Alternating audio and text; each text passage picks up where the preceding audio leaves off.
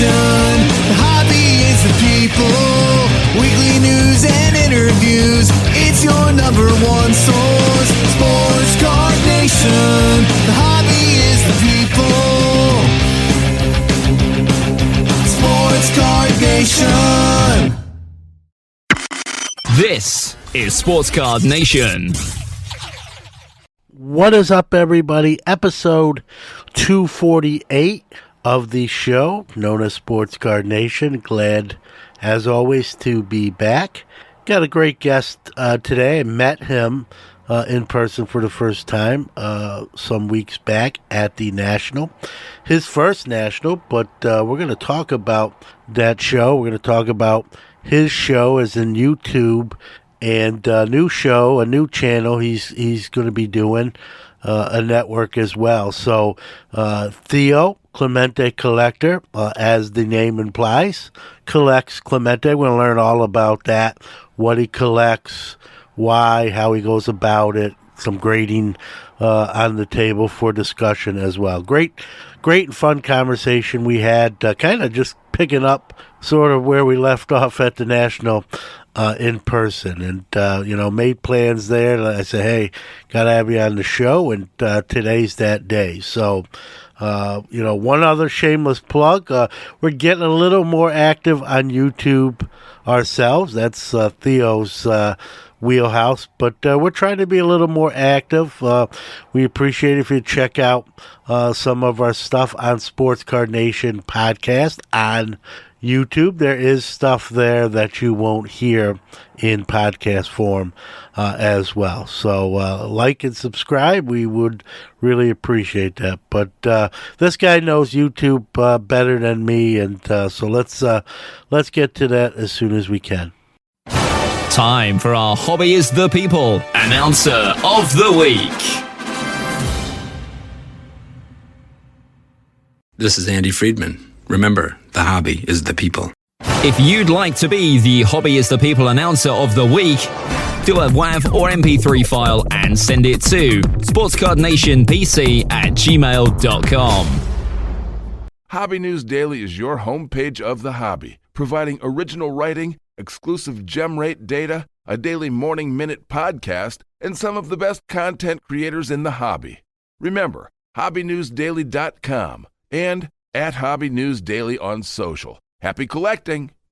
Hi, this is Pat Hughes, Cubs announcer, coming to you from the Sports Card Shop in beautiful New Buffalo, Michigan. The Gocher family has built an incredible place here for collectors to buy, sell, and trade cards and memorabilia. Be sure to stop by and let them show you around.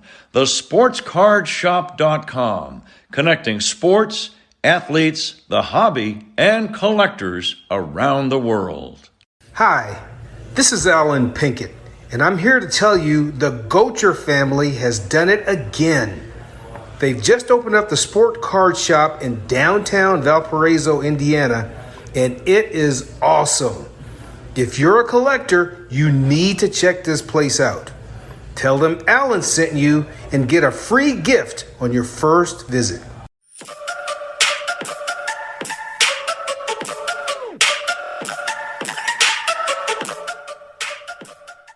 I'm real excited to talk to my next guest on the Sports Card Shop guest line. I got to chat with him a little bit in person about a month ago at the National in Chicago. I've seen his YouTube productions as well, and he's a great guy. We're going to talk a lot about what he does, what he collects, and what's coming up the turnpike. And but without further ado, let's bring him on. Theo, ClementeCollector from YouTube. Welcome. Thanks for having me, John. It's honestly an honor for the people who sat in my seat on the show. I'm honored you asked me to come on, and I enjoyed meeting you at the National. Well, like I said, the tagline of the show, it's on the screen for those that are seeing this on video. The hobby's the people, right? All of us. I don't care what title you wear, how big of a title, how not big of a title. It might be, we all put our pants on, as far as I know, one leg at a time. We're all in this fraternity called the hobby. We all have the passion for the cards and players we collect, and you epitomize that. One thing I love about you, I gravitate towards genuine people, honest people, and I think you check those boxes, Theo, and that's why we're talking today. So, I mean, let's get right into it's the standard boring sort of podcast question, and some people may know the answer because you've talked about it before. But for those that don't know you or listening for the first time to you, kind of how you got into the hobby, and then even past that, like Clemente, which is someone you collect and you're fond of. Yeah, sure. So I'm a Western Pennsylvania boy. Family was all coal miners. Grew up in a patch town.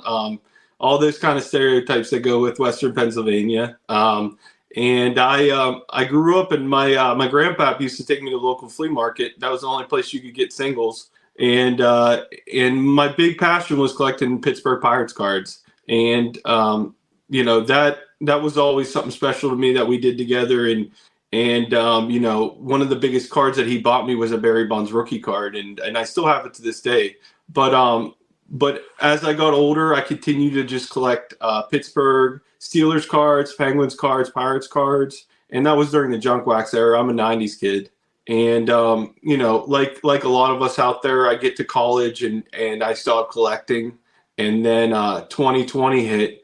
And I hear that sports cards are coming back, and I wanted to be a part of it. So I started watching YouTube videos, and the videos that kept popping on my feed were break videos. And it was all football related. People were, picking a team on eBay and getting them to breaks. And I started watching those. And then I started finally getting to collectors channels. And so this takes on for about 4 months. I'm just watching YouTube, not buying anything, and I go over to my parents' house for dinner, and I tell my parents I want to get my old cards and I want to look through them. I bet you I have a bunch of cards worth a bunch of money, which was 100% not true. I literally had nothing worth nothing. So, but I was just new back in, didn't really know much about the junk wax, like that. I lived through the junk wax era. It didn't, when you were living through it, you didn't realize.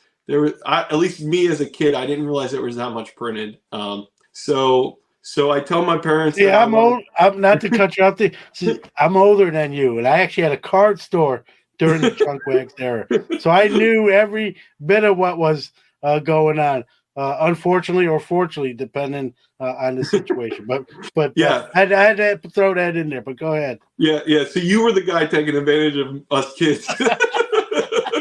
Not all the time. So I tell my dad what my plan is, that I'm going to go look through my cards, and he drops a bombshell on me.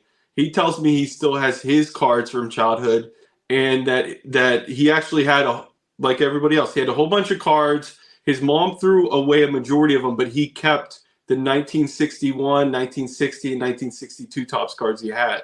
And I was shocked. A lot of people don't really believe that part of the story because it sounds crazy. But my dad has like an army trunk that he just had from when he was in the military. He put them in there.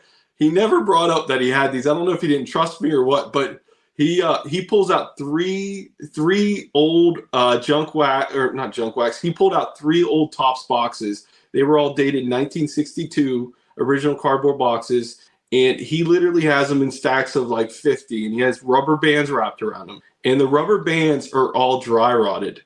So like the front card, like I was literally picking rubber band pieces off of it with my fingernail, and the back card also. So we sit down at the kitchen table and we start unloading all these cards. I still don't know much about vintage. As a child, the furthest I went back was looking at 1986 cards. So I really didn't know exactly, did we hit a gold mine here? What am I looking at here? So we organized the cards, and he's got a complete 1962 top set, the wood grain background, if anybody out there is listening. So he's got the complete from card 1 all the way to the end, no duplicates. He's got about half the 1960 set and half the 1961 set. And once again, none of those cards are duplicates. So what I asked him is, I said, can I take these cards home and like look into these? And he said, yeah, sure, go ahead. So I took them home and I started going deep diving on eBay, YouTube, and that's where I started learning about those eras of baseball cards. And one of the first YouTubers I watched was actually Lou Rock TV. I was interested in what I had with the Clemente cards my dad had, and Lou Rock TV actually had a countdown of his favorite Clemente cards. So that's kind of where I started going down the rabbit hole of vintage on YouTube. And basically after that, I went back to my dad and I told him, you have 3 Mickey Mantle cards. They're worth, and of course at the time you don't realize how harsh grading is. I'm like, this card's worth like 30,000. This card's worth like 10,000. Have no literally that's one of the biggest pitfalls too of somebody who doesn't do enough research is they assume it's either like a PSA 8 or PSA 10. They look at that pricing. So I'm like, we just hit the jackpot. And basically what he says to me is he says, well, why don't you just sell all those cards? I'm not getting any younger. So I actually, I literally went through the process of getting them all graded and selling them all. What my dad didn't know though is I never sold any of the Pirates cards. And so that process of me processing the cards, selling the cards, grading the cards, helped me do more research and find more love for vintage. And the biggest card he ended up having after I sold everything but the Pirates cards is he had a 1961 Mickey Mantle card and PSA graded as 6. It ended up going on eBay for about $1,000. So basically, let me show you first off. Let me show you. This is the 1960s Clemente card from his collection. It got an SGC4, and it's got great centering on it. I couldn't ask for. I will say this: 1960, Theo, is one of my favorite years of cards. I don't know what it is. A lot of the sideways cards, the dual photo, just the designs. They're colorful. They pop. I love the 1960 top set. But go ahead. Yeah. So I got 3 Clementes from his cards. I got the 60, 61, 62 from him. They graded a 4, a 4, and a 4.5. So like I said, they were in decent condition for being rubber banded together. So what happened next was I went to his house with a big stack of cash, and I really felt good about myself. I was a little bit sad about the cards that we let go, and especially the Mickey Mantle. The one card I really loved was the Mays Mickey Mantle 1962 card. I think it's the Manager's Dream card, right? And yeah, and that got a 4.5. And in the back of my head, I was like, dang, I wish I had that card after I learned more about like all the players and stuff like that. And I took the stack of cash to his house, and I felt really good about myself. He counts it out, and he's like, wow, you did better than I thought. And then he's like, I just take the money back. You were going to have these cards anyways, just keep the money. And so I was, in one way, I was really thankful, obviously. But in another way, if I knew that was the plan in the first place, I probably would have went in with a different strategy of how I did everything. That's funny. Yeah. And obviously, it, like you said, you learned in the process on the fly. Sometimes, Theo, that's the best way to learn is hands-on. Mm-hmm. Sometimes you take it on the chin occasionally, right? Trial and error, but it's also how you learn what to do or what not to do. Did it rekindle anything in your dad as far as collecting, or not really at this stage of his life? He's probably just like, I'll let you enjoy it. Yeah, I mean, as I went down the road and got more Clemente cards, he's been along the way to see them all and look at them. But he doesn't pick up any card and go, I remember this one. Like, he will tell me stories though about going to Forbes Field and the players themselves, which is very meaningful to me because I want to hear those stories. So it's more passing down the memories he had of the players than the actual card collecting of it. Yeah, and that's cool. And I'll segue a little bit into your video content. I see you bring your son on screen as well, and there's something to be said about this hobby, right? That those it brings sometimes families together like that. You and your dad with his collection that he pulled out of the military trunk. You sharing your hobby with your son as well. I love those. Whatever family, right? Father to son, mother to daughter, mother to son, grandparents to the grandkids, right? Because we forget how long cards have been around. Like you said, your dad never even said that he had these cards, yet they're sitting in the bottom of this trunk to be, revealed and moved and graded and learning that process, right? I love those stories with family bonds and stuff like that. With your own son, has he taken an interest in the hobbies with your help? Yeah, so also at my parents' house, I collected Pokemon cards in 1999. My friends went through that phase, and I was right there with them. And I'm sure your card shop sold Pokemon cards, and I had the whole complete base set of the first set of Pokemon cards, and whenever I had my dad's collection, I also sent my big three: Charizard, Blastoise, Venusaur to PSA to get graded. And my son, before this all happened, my son was big into Pokemon video games, he started dabbling in the cards a little bit. But then when he saw those cards come back from PSA, I ended up getting a PSA 8 on my Charizard, which is amazing with it being a playing card. But when he saw those grades come back, it lit a fire under him for Pokemon collecting. And that's something that we spend a lot of time together working on some of the sets. I buy him booster boxes. Christmas time comes, he gets a lot of cards, and we've actually graded some of his modern cards. But he's dabbling a little bit in baseball. I've been getting him on some videos talking about Clemente a little bit. I'm not the type of parent that I'm gonna push him on it. I'm gonna kind of suggest. And I'm happy that he's doing something in the hobby, even if it's Pokemon right now. And it's been a fun experience. Yeah, no doubt. I love the stories like that, Theo, and I may not know Pokemon like you said back in the day. We carried it, but Yeah, it's just another part of the hobby. It's just a different hobby, but the same hobby. It's trading cards. It's just instead of sports. I'm gonna put you on the spot with one of these questions right here. Okay. Being a Pittsburgh, Pennsylvania guy, and Barry Bonds, and we know the whole, HGH stuff. I don't like the users of that, but I mean, many will tell you, myself included, he was probably he was a Hall of Famer before that happened. What are your kind of thoughts when you think about Barry Bonds as someone who's, kind of lived through his era and seen him maybe even more up close than some others? Yeah, I mean, I don't like how, the relationship between him and Pittsburgh kind of transpired when he left, and it seemed like there was some bad blood there. And it doesn't seem like he speaks fondly about his time here, even though, we came really close to a championship. But as far as his legacy, I do really firmly feel him and Roger Clemens. I don't know how you can argue.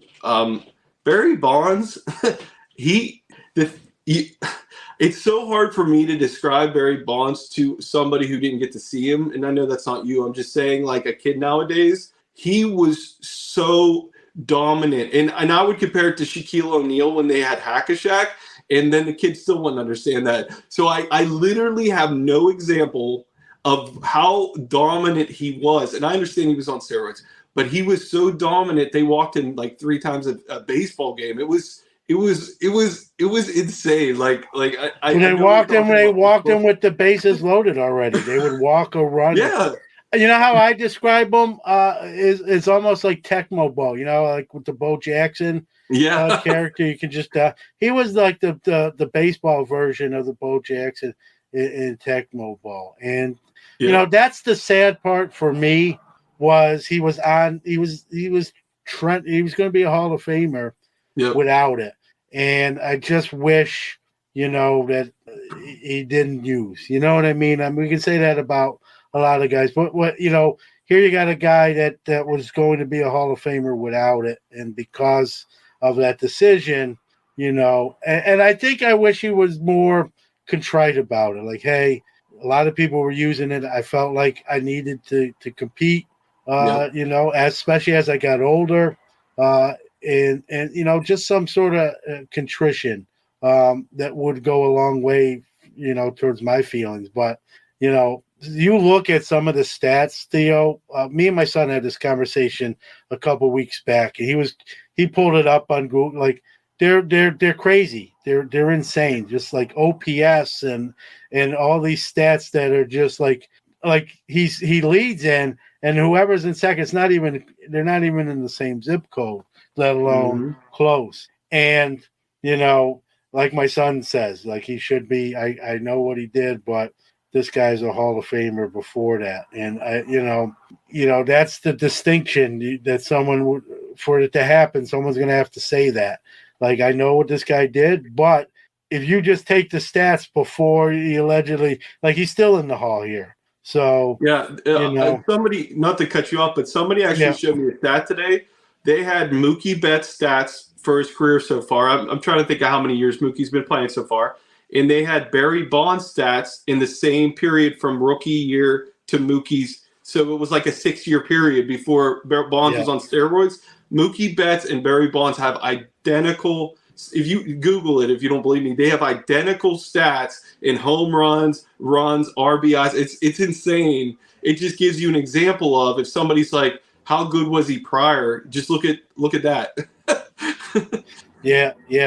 no doubt. And tremendous defensively as well. It's just sad that he should be there, and because of all this, he's at least for now, he's on the outside looking in. I wanted to get your take, being a Pirates guy, kind of your assessment of that. We spoke of the National. Your kind of thoughts. Maybe what if you want to share a pickup or two, but what you thought it was. It allegedly, it apparently broke the record. To me, it didn't feel. It felt busy. It didn't feel crowded. But again, they added 200,000 square feet since the last time it was there, Theo. So maybe that's why it felt a little more airy. Your thoughts on what you saw and experienced there? Yeah, so it was my first National. So I don't maybe have the perspective you have, because I don't have much to compare to. So well, I've only been to 5, so I don't want to make it like in double digits. But I was to a Chicago one prior. I think actually that the 3 of them I've been. The 3 of the 5 I went to have all been in Chicago. So that's where I'm just kind of drawing the comparisons. But go ahead. All right. So I felt like it. Especially, I think it was Thursday and Friday. I did feel like it was pretty crowded. It's kind of hard to maneuver. It wasn't impossible. You could politely wait your turn to go to a table, which was fine. I did feel that the heat issue, which everybody's talked about, was pretty bad at times. And I talked to a couple dealers, and they actually they had to call the ambulance to take a couple people out because of the heat. So that was definitely an issue. I could literally bring my shirt out when I got back to my hotel. But as far as other things outside of that, I thought the dealers were ready to deal. There were a few that weren't, that just wanted to do the standard 10% off of everything, didn't want to talk about comps. I just walked away from those dealers. I went to dealers that were willing to deal, and there were a good amount of them. I thought there was actually a bigger selection of vintage than I expected. I thought there was a lot more baseball than I expected. I know baseball's the biggest card, the biggest thing in the hobby, but I just expected to see more, football and basketball than I did, which was fine with me because I only collect baseball. But the other thing that I thought needs improved is the layout. They had aisle signs not in the right places. You couldn't find table numbers. It was very hard to maneuver in there. I had a situation where John Mangini was coming over to help me look at a card, and it took him a half an hour to find where I was at, and it wasn't his fault. I was on the phone with him, and it was pretty. You could get turned around in there. It's not really laid out like gridded like you would think. So that was kind of my one thing, is I kind of wish it was a little bit easier to maneuver. I thought the corporate area was way too big. I know they pay the bills, but I just felt it was just way too big. And the other thing that I really wish, and I know that it's probably never going to happen, is I wish they had like 3 separate rooms. I wish if you sell 60% or more vintage, you're in this room. If you sell 60% more modern, you're in this room. And then anybody who's 50-50 is in this room. And I wish they had like a 6-table area for Pokemon, and they just put them over in the corner and you knew where it was at.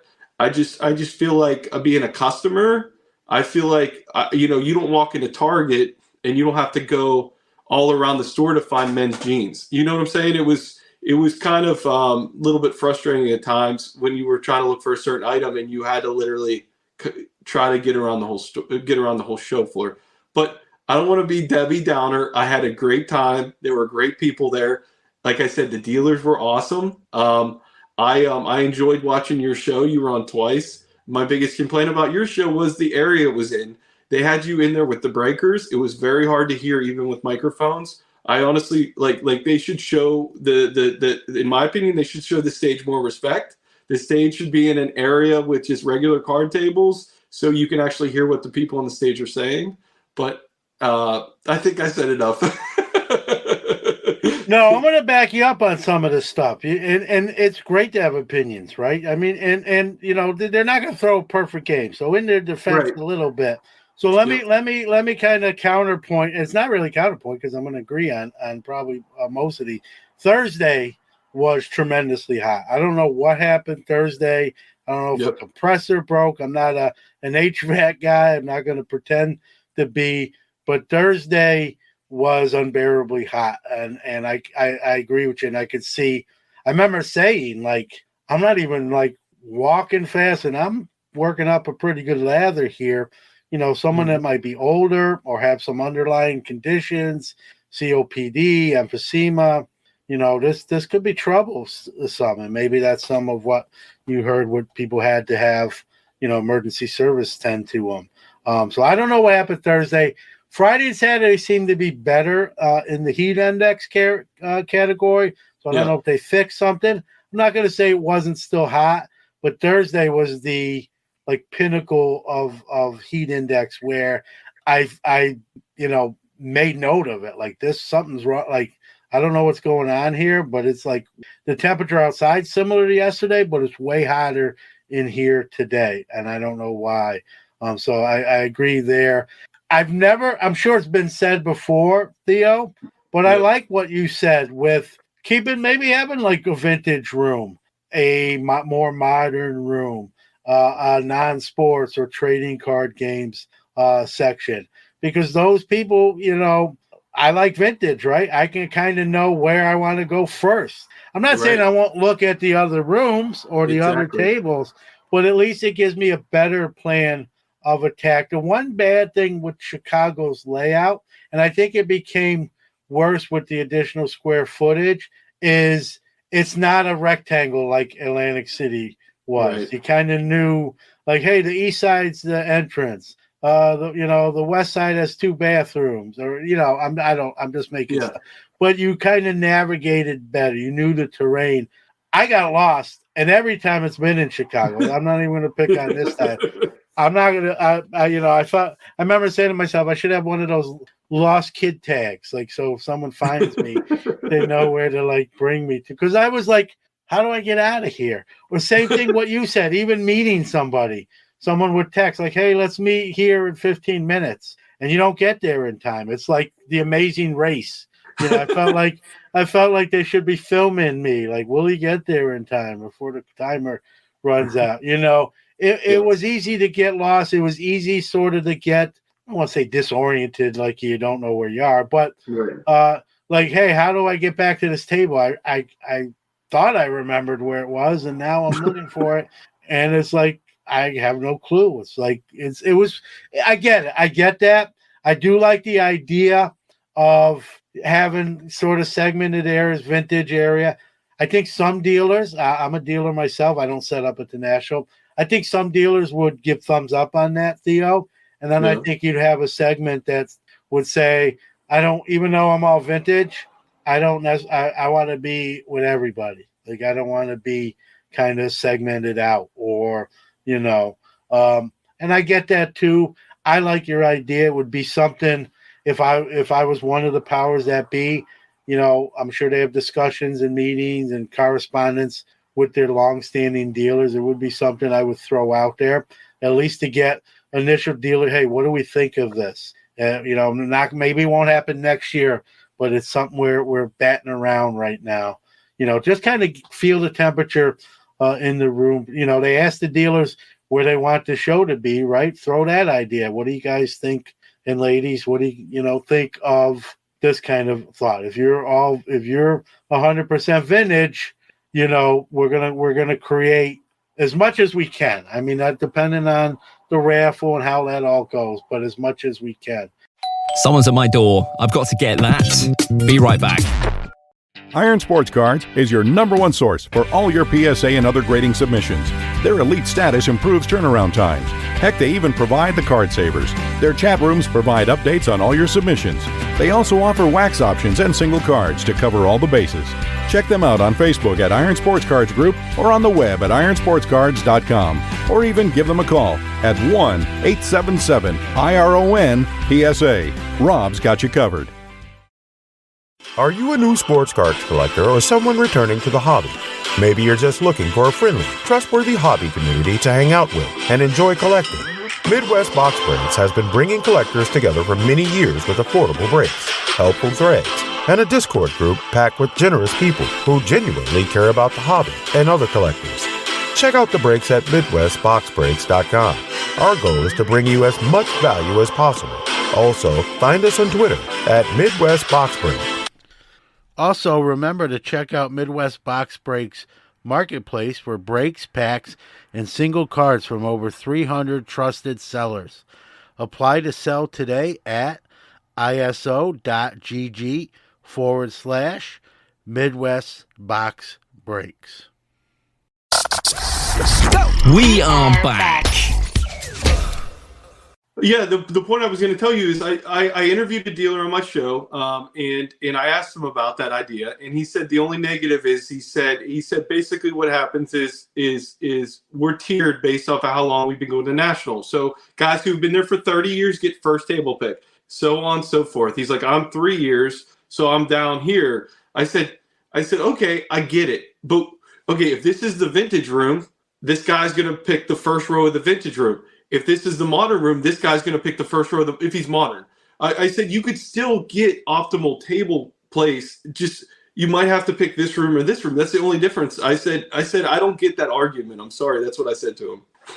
You're honest, and you're right. And it can still go. The order of preference doesn't have to change. It's just Right. when you get in, if you're a vintage dealer, you're in the vintage room. You know what I mean? Exactly. I will tell you this. As a dealer myself, I carry vintage and modern. So I would be, I don't know if it's 50-50. It might be 60-40, 70-30 modern to vintage. Because I keep so much vintage for myself, the numbers would be higher if I didn't. So, for me, I'm like, where do I go? I'm sort of a hybrid. Even though I love vintage, I don't have a problem being in the vintage room. But someone might come in there and say, hey, this guy has 60% modern. Like, well, get out of here, guy. You know what I mean? So like, I think those dilemmas could pop up. But then you do a room where it's you're not just all vintage. It's just a little bit of an eclectic inventory, and I think you can do that. Well, not everyone's going to be thumbs up. That'll never happen with that many dealers at a show. So I think you got to kind of go with what the majority, kind of like how they vote on where the next city, where it's going to take place. You kind of go with the majority.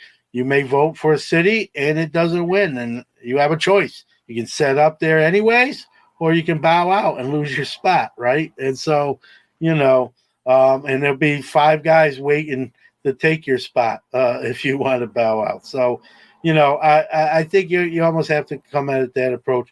You want to share anything you picked up at your first national? Yeah, sure.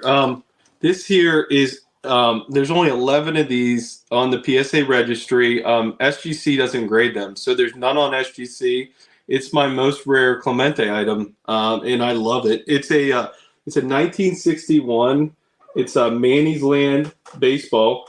It's actually it was a souvenir shop in New York, and they produced these. You could kind of call them photos, and they had all the all stars. Like they have a Hank Aaron, Manny's Land, a Mickey Mantle, but they're like the Hank Aaron's like Pop 6. As far as how many they've graded, I understand there's ungraded out there, but they're beautiful. And this image of Clemente is not on anything else, so it's a unique image. And I was so thrilled to get this at the National. Yeah, that's very cool. Like you said, you just don't see them that much. Now, was that an item you sort of targeted going in, or was that an item that shows up on your radar and you say, okay, now let's talk about this? Yeah, so I kind of I've only been collecting Clemente for 2 years, so I mean, I know what I have and what I don't have. I don't need a checklist. I don't need to walk in with a checklist because my focus is on playing days Clemente. So it's pretty rare that I'll see something on YouTube or with a dealer that isn't something I know about. But so I knew about it.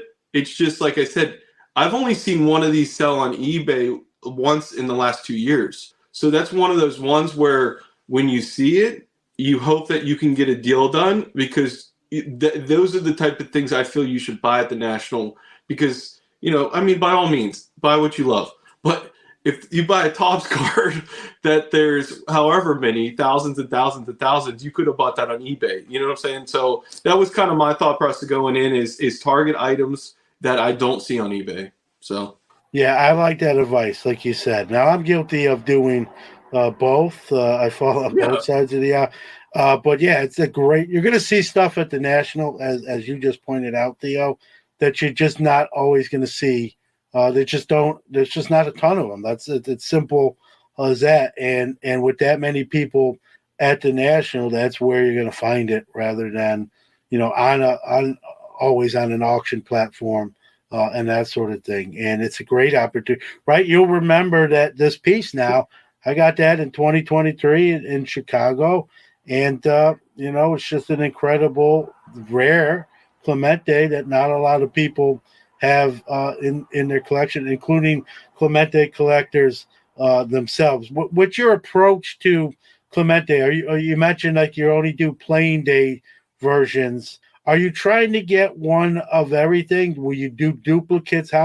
What's your approach? Like if you have something, you're like, hey, I don't want another one, or are there certain ones like I really am fond of that? I got it, but I want another one, or more than another one. Yeah. So my approach all along is I don't collect duplicates. I don't tend to fall in love with one certain Clemente card and buy 5 of them because I couldn't pass it up. I tend to kind of get tunnel vision of, okay, I got that off my list. I'm happy with it.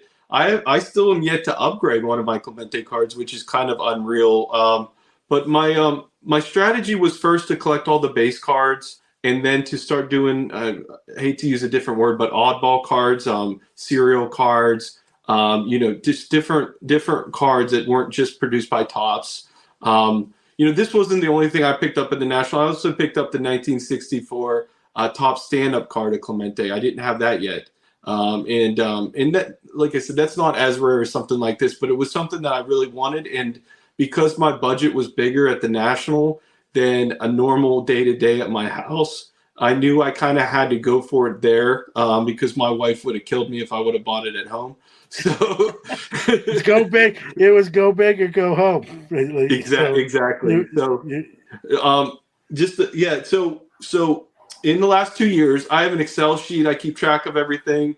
I'm up to 95 playing days Clemente, individual items. None of them are duplicates. And it's been a lot of fun. I never thought I would reach 95. So it's crazy. No, that's awesome. One other thing on your approach with your Clementes, do you tend to buy them already graded, or do you like taking a shot, buying some raw ones, and then having them graded yourself? And so, what's your approach on that level? Yeah, so that's a great question. You could probably tell from behind me, and I know we're on a podcast too, is I'm an SGC truther. They did me right during the pandemic. I love how the tuxedo looks. So my goal is that my whole collection is in SGC slabs. Obviously, this Manny's Land is the exception because they don't grade it yet. But my approach has been that items under $50 I tend to buy ungraded, and items over $50 I tend to try to buy graded. There's been exceptions. The stand-up card I bought at the National, he had it priced for $500. It was near mint condition. I ended up negotiating down to $430. I have never, ever, ever went over $150 on a non-graded item in my life. So it scared the crap out of me to buy that. It's actually at SGC right now. And hopefully when this goes up, there'll be an SGC reveal with the card. But I'm still worried about it because I personally, I don't like taking that risk. I would rather the dealer take the risk of getting the card graded and then me knowing that it's authentic and it's this grade than me taking that risk. So that's kind of my opinion on it. Yeah, I get that. I'm similar like that. Sometimes it's fun though to fly by the seat of your pants as well, especially when at the end of the day the outcome is actually a good one, right? Get you a little excited and waiting to see what they comes back as and that sort of thing. I don't want to jinx you or anything like that. Those are great cards, the 64 stand-ups. They're generally not messed with too much. I think without seeing it, I think you're going to be okay. You looked it over, and I know you mentioned the term near mint. If you're saying that, I'll take stock in that. I don't know what grade you get, but I don't think you'll have to worry about anything coming back kind of fuzzy or weird like that. Yeah, I mean, it gives me confidence that I held it in my hand and looked it over because I've only been to 3, counting the National. I've only been to 3 card shows, so I've bought 95% of my collection on eBay. So yeah, like you're saying, it did give me that confidence of actually looking at it, looking at the size of it, looking at it at different lighting. It did give me that confidence. I don't think I would have ever bought that card on eBay because I could never, hold it in my hand to look at it. So I've preached on this show, Theo, right? It's great to buy cards online. I do it. I'm not but there's nothing that beats an in-person transaction. And I'm not even just talking about holding or looking at the card, but I'm talking about the whole process of talking to the dealer, negotiating that, and if you get a deal done, that feeling like, hey, I think we both are okay here. Like I got a good deal. The dealer is going to be all right, and even the conversations that come of, and you make friends even that way, and then you've established something, and you can come back. Maybe next year in Cleveland, you go to the same dealer that you bought a Clemente from, and say, hey, I was the guy that bought this Clemente last year, and you find another one you may need. Now you have some sort of credential. Not that you need one, but you have some sort of rapport to maybe get the next deal done. Maybe the dealer will, keep that in mind. Hey, I do that as a dealer. Like if someone's bought from me before and I know that, they're more apt to get a better deal. It's just you reward sort of loyalty that way. And I think that's what you get at shows rather than in online. And you get, again, it's one of the biggest thing, right? Seeing the card in person, right? Anyone can put a scan online and say, hey, here's for sale. And that doesn't mean you're getting that card potentially. And we hear stories, unfortunately, like that. So nothing can replace an in-person transaction to me, whether it's selling or buying. So that's what card shows, not just the National, but that's what card shows give us those opportunities. I know you're starting a new channel, I believe with Pepino Man and James Perez, Elite Hunters. I want to tell everybody what this entails, what it's going to be, and what it's going to be about. Sure. And then the fourth member is John. His channel is called 3D 80s Kid, and it's four of us. So our channel is actually the number 4 collectors. So it kind of has two meanings there. It's 4 collectors, and it's FOR 4 collectors. So our actual handle name is the number 4 collectors, and then FOR collectors. And the channel was really put together because us four we were all doing like live streams on our own, and we were doing interview shows similar to yours on our own sometimes, and we kind of felt like it was kind of random content. You know, there was no schedule. There was no threat. There's no tie between, you know, this week we have this one, this month we have this one. So we really wanted to make more, I guess you would call it more of a professional type of an experience for somebody on YouTube. And we said, why don't we band together, and why don't we have a live stream every Sunday at 9:00 Eastern, and one of us 4 will run that live stream. And then why don't we have pre-recorded weekly shows with other collectors? So, you know, some of the stuff we're gonna have a monthly show where we call out our favorite YouTube videos from the month and show clips from them. Like, so that's a way to promote the community through the channel. Like I said, I'm going to be doing some one-on-one interviews with some other collectors to promote them, and Pepino Man's actually starting one where it's called Ask Pepino Anything. So the community can write in questions of Pepino, and he can call them out and answer their questions. So those are some of the ideas that we've come up with. That might get a little scary. I'm not just. You might want to have a disclaimer at the beginning of that one, but go ahead. No, I totally agree. That's what's so cool about this is we're all a little bit different, and we all collect a little bit different. And that was one thing that we were really excited about is having a little bit of a different flavor for everybody. You know, my hope is that it in 6 months from now, it's bigger than any of our 4 channels combined. And if there's a small channel out there that wants to do a live stream that just doesn't have the capabilities, doesn't have the StreamYard set up, they reach out to us. We set them up, and we let them broadcast on our channel to get, you know, that notoriety. So we really want to make it a more of a community type channel. We're just trying to, we're still pretty new, but that's what we want to work up to. Yeah, and hearing you talk about it, man, I can tell you're excited, you're gung ho, and you know the word that you said, right? The community. You want to highlight other, that's not easy for people to do. Some people are not good at that. Let me just put it that way. Either they're not good at it, Theo, or they don't want to do it. Let's speak plain English here, right? Yeah.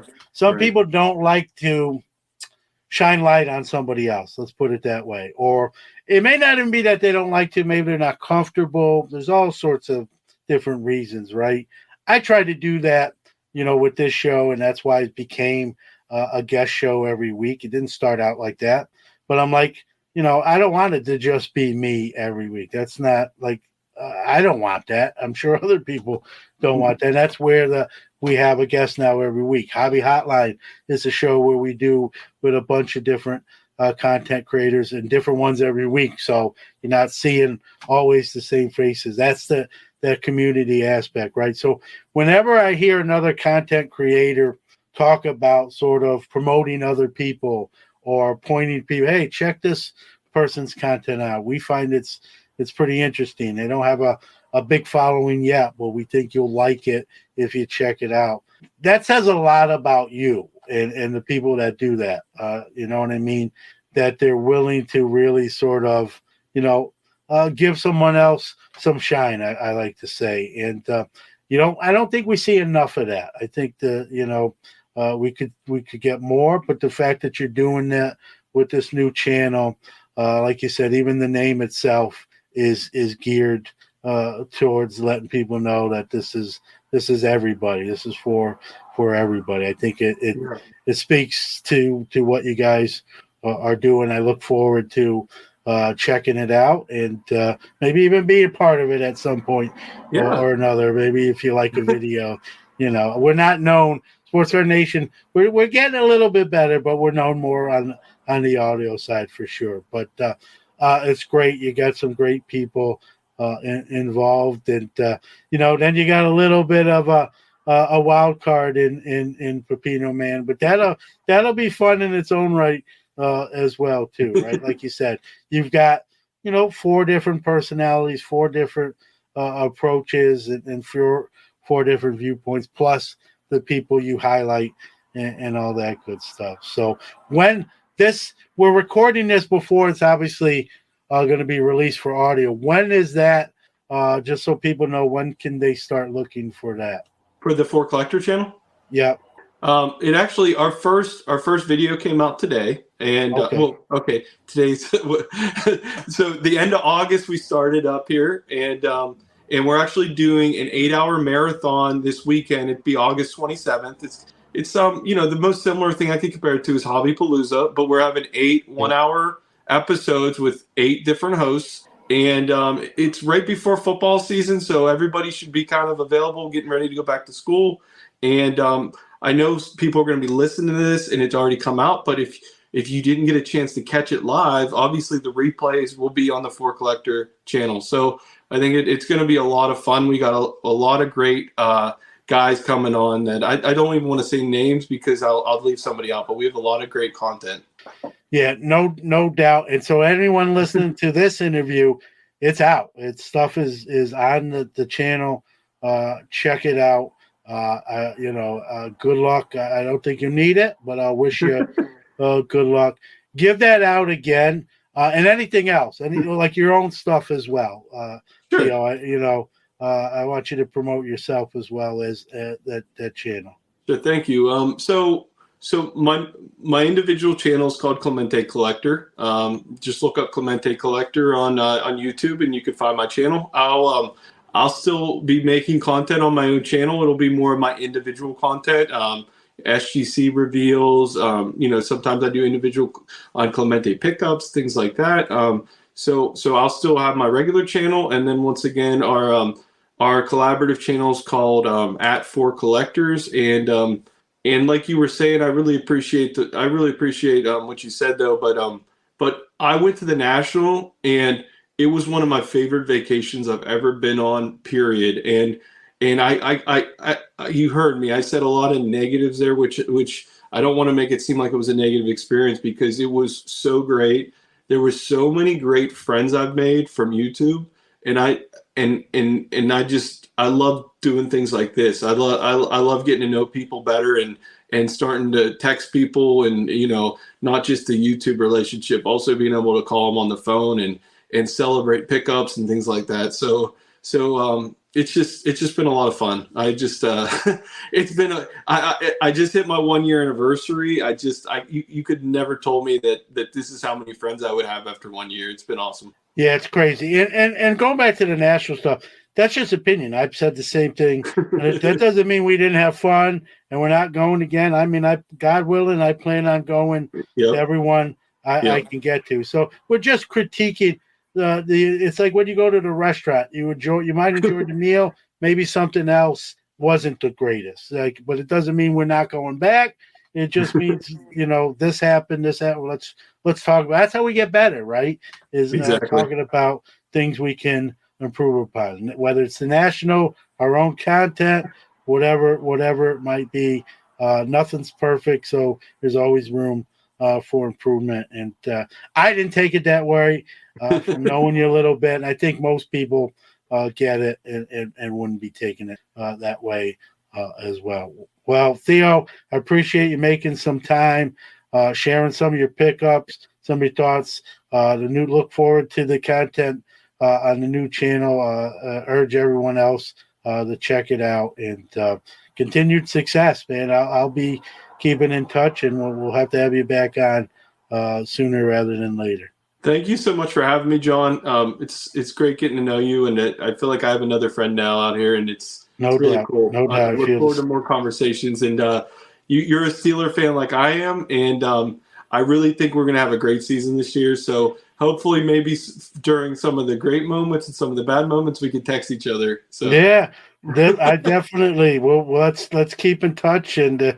we either celebrate together or we'll commiserate together. Either way, let's hope it's celebrate more than commiserate. But I'm a huge Steeler guy, as you know, and so always love talking Steeler football, picking on Matt Canada, who I'm not a huge fan of, but we could do a whole nother show there.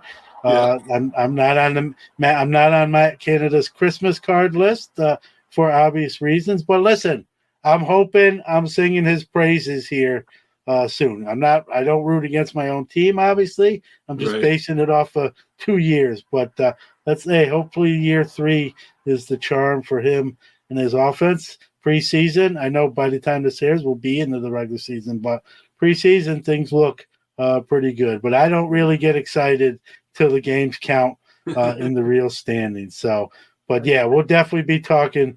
We'll be talking sports cards and Steeler football just the same, and I look forward to it. Thanks. Awesome. Thanks, Theo. Thank you, John. Great catching up with Theo. Had a great conversation, like I said, at the National, his first one. And I don't care, whether it's your first or your 20th, right? We have opinions, improvements, and glad he shared some of them. Agreed with the majority. Love how he gets his son involved in the hobby and on his show. And good guy, right? I talk about good guys a lot, and he checks those boxes. We'll have him back on as long as he wants to come back. So really appreciate what he's doing. For more than 30 years, Robert Edward Auctions has been the nation's premier auction house, specializing in sports memorabilia and trading cards. With significant experience and expertise in all major sport, non-sport, and Americana collectibles, REA has helped clients achieve record-breaking prices for their items and has done so with a reputation for integrity and transparency. By actively partnering with collectors and enthusiasts throughout the entire process, REA has created the hobby's most trusted forum for selling high-quality collectibles. Go to robertedwardauctions.com for more information on how to buy or sell in their next auction. For nearly 50 years, Sports Collectors Digest has been the voice of the hobby, bringing you comprehensive coverage of the sports collectible industry. From industry news, auction results, market analysis, and in-depth stories about collectors and their collections, Sports Collectors Digest has everything you need to know about the hobby. SCD is also your leading source for listings of sports collectible dealers, card shops, card shows, and the latest from the industry's top companies. To check out all the latest news or to subscribe to the hobby's oldest magazine, visit sportscollectorsdigest.com or call 1-800-829-5561. That's a wrap for this week. Huge thanks to you, the listeners out there, because without you, there is no us. If you like the show, we truly appreciate positive reviews. Big ups to our great guests who drive the show and our awesome sponsors who make it all possible. Sports Card Nation will be back next week, but don't forget to catch either Hobby Quick Hits or Card Mentions coming up on Monday. I'll leave you with this. How do we change the world? One random act of kindness at a time. Remember, the hobby is the people.